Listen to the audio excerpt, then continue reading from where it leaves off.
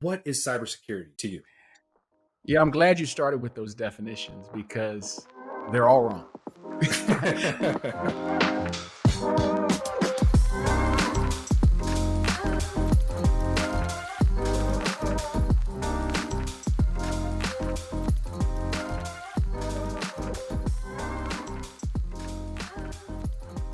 Hey, everybody. Welcome to CyberGuys, the cybersecurity podcast for everyone. My name is Andrew Valencia, and I'm joined by my good friend, Michael C. Hill. How are you today, sir?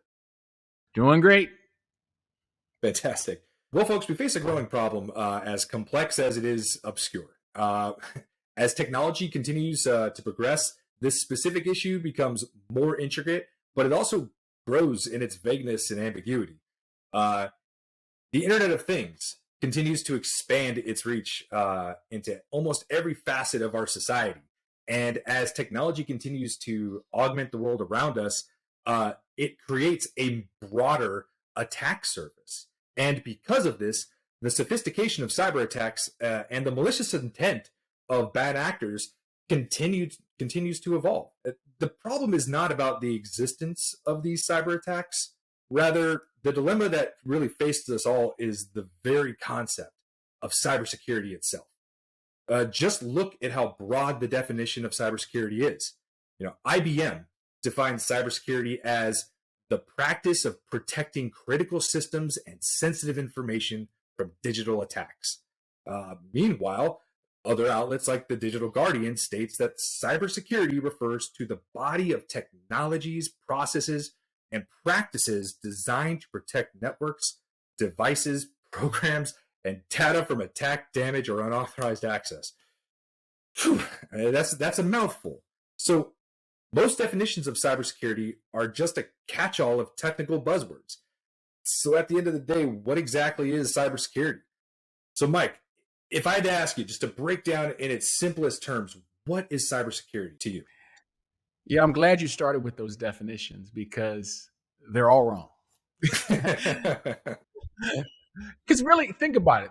The root word in cybersecurity is security, which means we're talking about something that's not an actual tangible thing. So yeah, you'll get people that say, buy this widget and that's cybersecurity, or implement this process and that's cybersecurity, or maybe this software and implementing that's cybersecurity. That's ridiculous. I mean, if you think about what security is, it's ultimately a feeling, an emotion, a sense of being safe. But as you and I know, you can sense safety that's completely a delusion.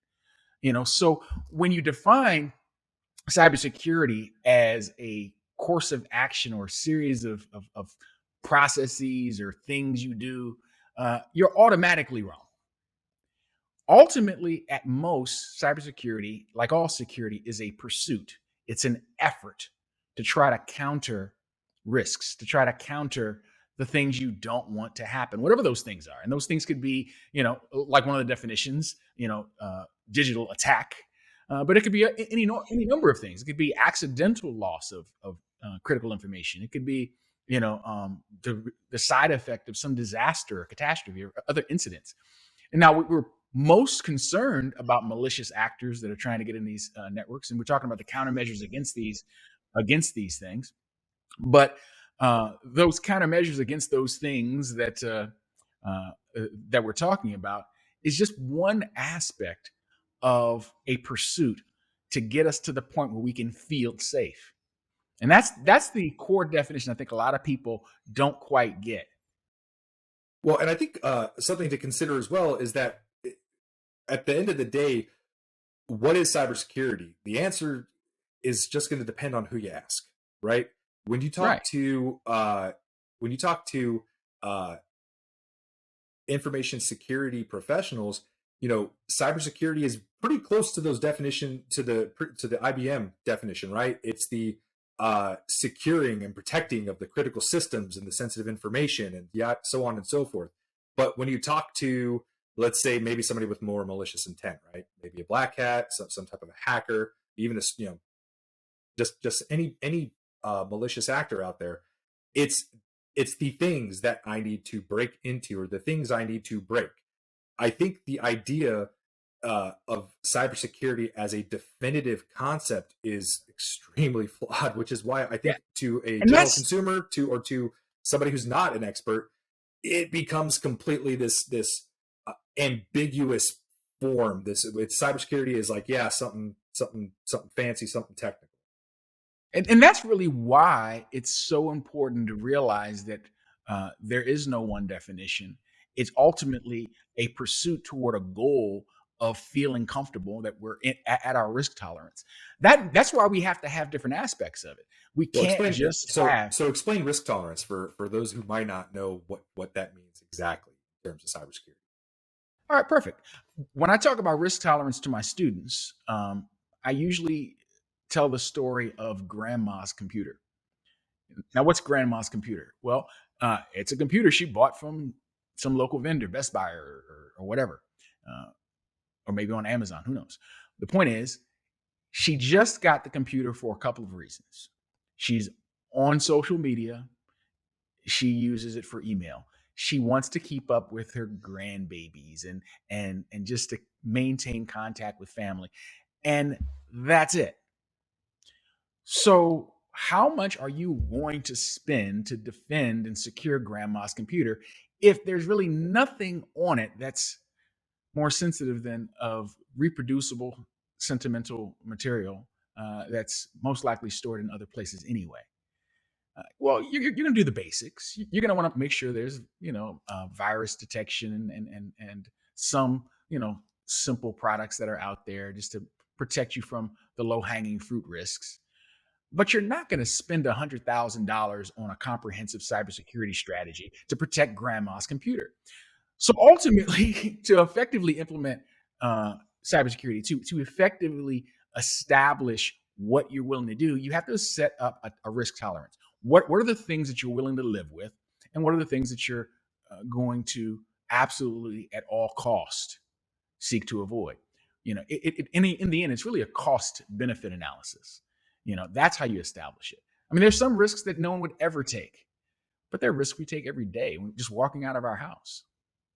Right, and I think that's the the it's crucial, right, to discuss that how we address those types of threats or those risks is largely the same if we are managing a 1,000 user enterprise system, or we're trying to just make sure grandma doesn't click on a phishing scam, right? How we go about addressing the actions that we take, largely the same in kind of broad strokes, but when we get down to exactly how we go about implementing solutions, whether they be technological like hardware, software, or we talk about awareness and training, they're largely kind of in broad strokes very similar, which is why I do think that it's interesting to talk about at the end of the day what we're talking about with regards to enterprise systems and networks, critical infrastructure, or grandma's laptop. It's really just about assessing the risk, right? Assessing the risk and Absolutely. establishing that risk tolerance overall. Absolutely. But the thing about it is sometimes uh, establishing risk tolerance means confronting the question, could I really live with this thing that's scary to me? Could I really live with this thing that is a very real risk, but it may not actually be as damaging as we think? I mean, let's just say grandma's computer gets hacked. Okay, so what? Is she using it for her taxes? Is there any sensitive information on there? Well, that would be one thing. But if there's literally nothing that could compromise grandma on grandma's computer, then even if she gets hacked, and probably she already has, it's kind of like a who cares. Really, the biggest threat to grandma's computer being hacked is if it becomes part of a botnet and someone's using it as a pivot point to some other attack. And just so people understand what we're talking about, there is, you know, what you can do is if you can take control of a remote computer, you can basically have that computer masquerade behind that computer and make it look like that computer is the source of a threat against another third party. That's literally probably the biggest and most dangerous thing that could happen with grandma's computer if there's nothing on grandma's computer. Now, on the other hand, you know, that's a situation or a solution that could be very easily mitigated by making sure grandma's computer never stays on persistently, that it's turned off, very often. There are low Or hanging maybe fruit. just making sure that the laptop is updated, that the virus definitions are up to date. Something as simple as once a week, right? Ensuring that things are security updates and patches are installed. That's true. But That's if anyone really wanted to turn grandma's computer into part of a botnet, it's not yeah, it's not. Yeah. it's not gonna be something that, it's gonna be a rootkit that wouldn't probably be easily detected. But the thing is, again, so what? You know, at some point, you can't just look at the what. I mean, I have a customer, a large organization, where their perception of their risk tolerance is very different from their actual risk tolerance. But it's funny, their perception of their risk tolerance is we can't accept these risks. In fact, all risk is high risk. And let's just treat everything as if it's, the worst thing in the world. And by doing that, they can't prioritize and identify the things that really are risky versus the risks that they live with on a constant state. I mean, So this is an important this is important too, right? Because I have had clients who have uh, looked at me like I had something growing out of my out of my forehead uh, when I address some of these threats and risks, and I ask the question, okay, so what? And they kind of look at me like I'm crazy, and they go, "What do you mean, so what? That's bad. How is it bad? Explain. Like, let's talk about this. Let's do a little mini risk assessment, right? And let's discuss what happens if this occurs." And the very concept of cybersecurity can be so broad that it's really best to break it down into kind of, okay, so what are we trying to protect, or what are we trying to, or how are we trying to protect it? And that's actually done, cybersecurity 101 courses that we teach. That's done by talking about the triad, right? The cybersecurity triad, right? CIA, confidentiality, integrity, and availability. And that, I think, is key to fixing this image problem with cybersecurity, is breaking it down into very, very simple terms, right? and it's funny. One of the things to think about when it comes to those three terms, because it's true that those are like the foundational principles or security objectives in all the things we do in our business. But one question I love to ask people is, of those three, confidentiality, integrity, availability, which is most important? And the thing is, that's intentionally a trick question. I don't know. What would you say is the most important of the three? Well, it depends. Of course, 100% it depends, right? It's entirely based on what my system, or what my network, whatever my assets need to do, whatever my mission is, right? Whatever the purpose of my organization is, that's going to completely Exactly. dictate which one's the most important. It's not Exactly. That's why it's a a trick catch-all. question. Yeah, right. And it's not but a catch-all. but here's the thing: is even though that's a trick question, of course that's true. In the end, there is one that's ultimately the most important: the availability, the idea that the system is doing whatever the system is doing, providing whatever it's supposed to provide. We don't spend millions and millions of dollars on enterprise systems to make them unavailable. We don't make them just to hide the information. We don't make them just to ensure the integrity. Now, it's important to do those things, but at the end of the day, if it's unavailable, if it's not there, it's a waste of money. So in the end, the other two have to be balanced against the availability question. Yeah, and I think this may be where you and I slightly differ on our methodology behind just practicing cybersecurity as a whole, right? And we're talking to those that are not in the industry, and who are maybe looking to get into cybersecurity. What we're really we're splitting hairs. We're really splitting We hairs are, here. But we are, but there's think a about it. Even though we're splitting hairs, and that's a fair point. It's ultimately crucial that we always look at the business objectives of everything else. I mean, think about military active situations, active theater combat situations. There's going to be a point in communications management in a hot environment where getting the information out to the soldier, to the person in the field, is more important than if the enemies hear it. But other times, the enemy hearing it is the worst possible thing in the world. So those sorts of battlefield decisions are part of what we're really talking about. Now, we're not dealing with people that are necessarily in the battlefield most of the time, sometimes, but most of the time that's not the case.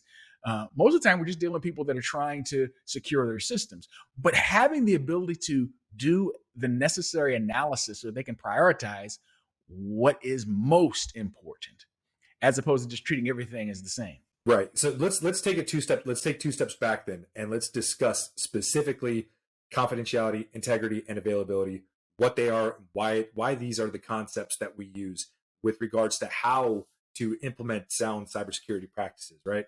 So confidentiality, right?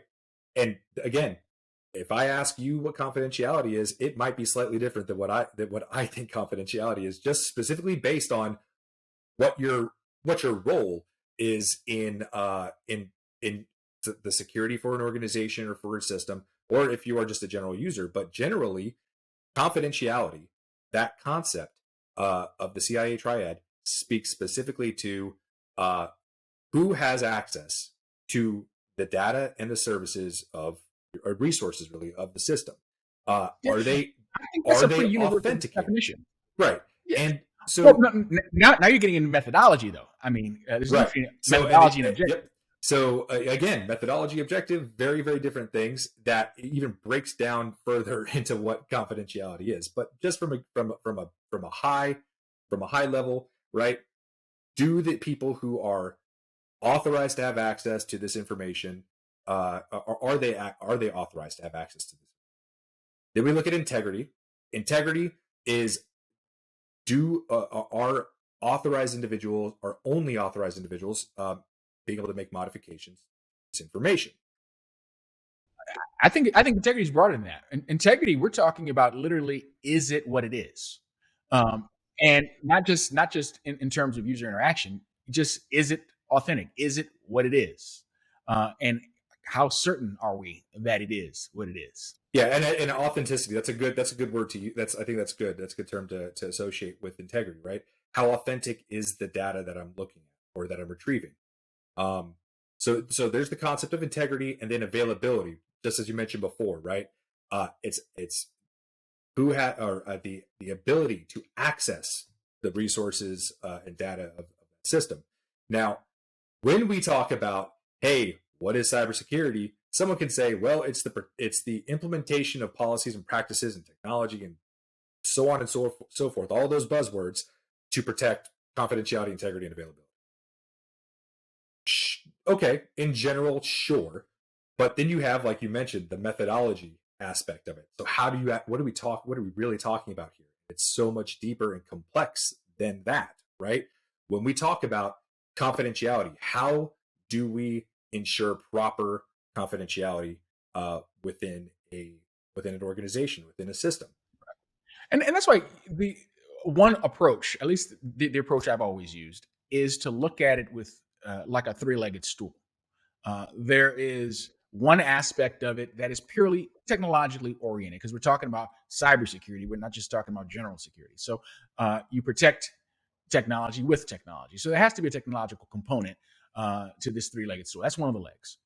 But the other leg is another leg is the processes in the way you utilize and align the technology to the assets that you're trying to protect. So while you may have great technology, if you don't have proper processes to utilize it and to properly align it to your objectives, it's not going to be of any use to you. So you can't just buy something and say, hey, I bought this state of the art thing and now I should be safe, right? Wrong. The processes to make it safe. And then you got the third leg. And this is the doozy, the human component. So without the right people, with the right knowledge, without the right processes that actually utilize the people and the technology, and without the right technology, you have no real approach that's going to be comprehensive enough to give you the protection and ultimately achieve your security objectives the way you want. You're not going to have it. I think the human factor is something that we absolutely is. That's an episode in and of itself is to discuss, Yeah, because we'll talk about we'll definitely get deep into that. The thing that I think is extremely that's very very interesting though that you mentioned. We'll take it back to grandma's computer or grandma's laptop, right?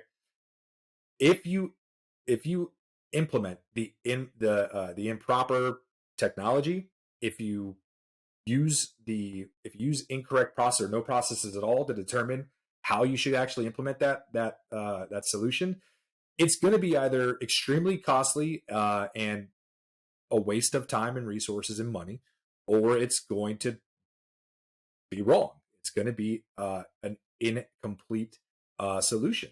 Um, Looking at in a macro view with organizations and information security professionals, developing these cyber strategies, without addressing or understanding those three the three stool or the three pegs of the stool, right? The three legs of the stool, you have a lot of gaps in security, which is why we see data breaches continually coming up. If you can always point back to one of those legs of the stool as being somewhat insufficient.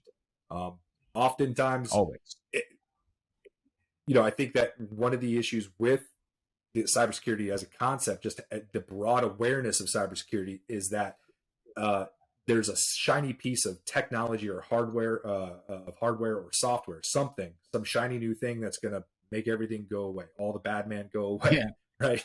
yeah. And that The misconception, fantasy widget. right? Yeah, it's the idea that I don't understand the fundamental of cybersecurity. I don't understand confidentiality, integrity, availability as a concept. I don't understand technology, processes, and the human factor all go to making a sound and sturdy foundation for to be secure, or at least to reach a level of security that we're comfortable with, right? Because being secure is an abstract concept. I don't think there's never a point where you're 100% secure. But That's impossible. that misconception, I think, is a leading cause of why we continually see in the headlines week after week after week, a new data breach or another set of consumer information is being breached, or hospitals But being held at ransom. right, and one of the core problems though is the fact that people look at security retrospectively after the fact instead of engineering and architecting uh, it into the way you make your systems work in the first place. I mean, a perfect case in point. We're going to talk about this on a later episode, but BYOD, bring your own device. To a lot of security professionals, that sounds like an absolute nightmare. But I actually have a quite contrarian view on it. Because if you architect your system to work with BYOD, that means you actually don't trust any endpoint, which means that you probably have a more secure architecture to begin with. Because if you can securely implement BYOD, you're implementing some level of zero trust architecture, which is another episode we're going to do in the future, talking about zero trust.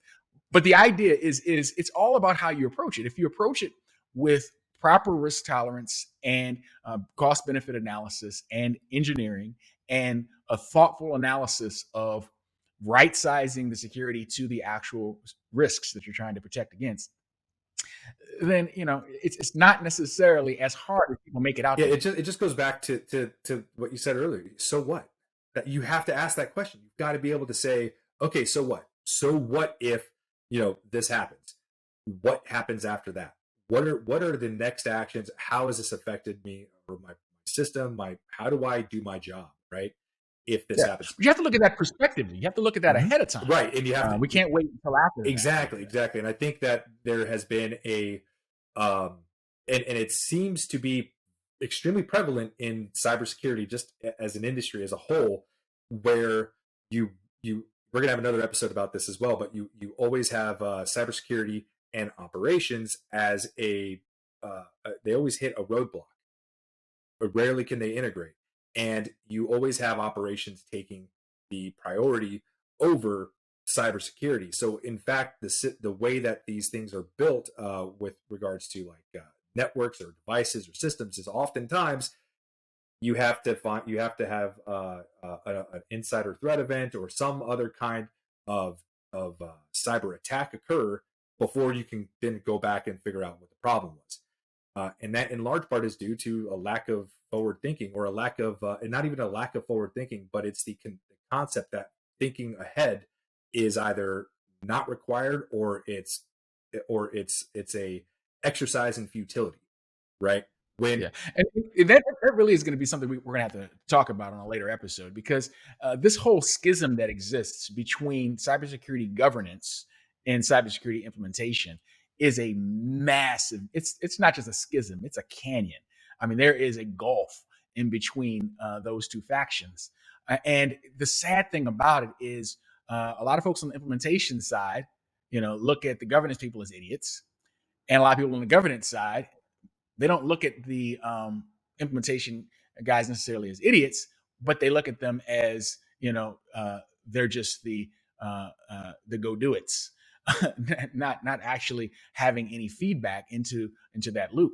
And sadly, I think is one of the greatest tragedies of the way this business has matured is there are people that literally have just grown up throughout their career and only done governance, and people on the technology side that have only done technology. So their blind spots and their ignorance about the other side is just it's blinding and very, very damaging. Very damaging. And not to get too far ahead of ourselves, and what we'll talk about in the coming weeks, but I think that's where our experiences in this industry differ from quite a few people, and why that point of view is actually, I think, very valuable, because it's so unique. Getting both sides, and so that reminds me of a story. It's really crazy. That reminds me of a story of a client. Sure. Well, it reminds me of a client that I had. I was performing risk assessment for them for their network, and came back with some of the results, and pointed out to them some of the major risks that they had, and some of these, and really like depicting the threat landscape for them. And they looked at me like I had I pop smoked, and I was like, calling their CEO and saying, hey, we have all these major problems and blah blah blah blah, without listening to the fact that no, this is a risk assessment. Like, you're always going to have risk. They thought, well, I thought we were going to be green. I thought we were going to be good to go. We were going to be perfect. And it's like, and to me, I was like, no, you're misunderstanding the whole point of what you've asked me to do. Like, they did it because of this is another thing we'll get into. They did it simply to just maintain compliance with their organization, but they had misconstrued what they were supposed to do. They thought I was doing an inspection, which is not at all the case. Yeah.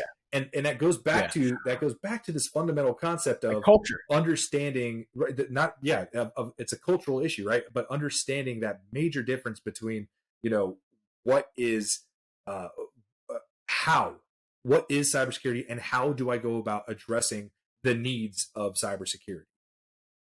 Right. It's also crazy. We'll get into this. There's an episode we're going to have. We'll call it the Putin Effect, because as we know, it's been reported in the news right now that Vladimir Putin had no idea what was going on the ground because his generals were scared to bring him bad news.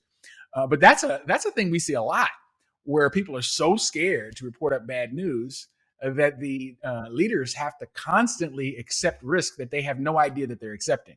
So we'll talk about that and that's just another. That's a spoke off the wheel of the human factor when we talk about all this stuff, right? I mean, like humanity. No doubt. Human beings are. But getting back to your point, but getting back to your point a moment ago about backgrounds, it's really funny when I look at myself. I started off as a programmer back in the '80s, and when I moved into cybersecurity, I did an assessment on an organization, and I started basically picking apart their code. And they had no idea that a cybersecurity guy could be a programmer and would pick apart their code and show them the security content and the lack of defensive coding. And it just blew their minds. And they were like, we've never seen this before. That's something other people do. That's not part of cybersecurity. That was the perception, at least the response that I saw. So that schism, when we get to that that episode, I think our audience will really enjoy it, because it's really going to pick apart some of the flaws in the way folks are approaching it, and the better approach for just bringing this world together and have a comprehensive security strategy. Yeah, and I do think that overall, just that concept of like being multifaceted in the cybersecurity industry, having multiple talents, multiple knowledge is key. But it's not something we'll talk about this later. But I wouldn't advocate that a cybersecurity professional have expertise in every single facet of cybersecurity.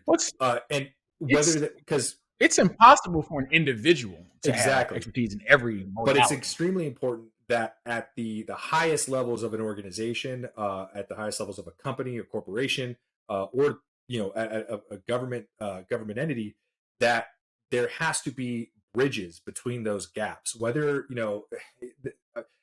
we could start naming jobs and job roles within the cybersecurity industry. We can go on for another hour and a half, right? I mean, but whether you're doing like bug bounty, or you're doing like security programming, or you're doing any type of red teaming, or you're doing blue teaming, or you're drafting policies, governance, whatever it is, to be ignorant of the other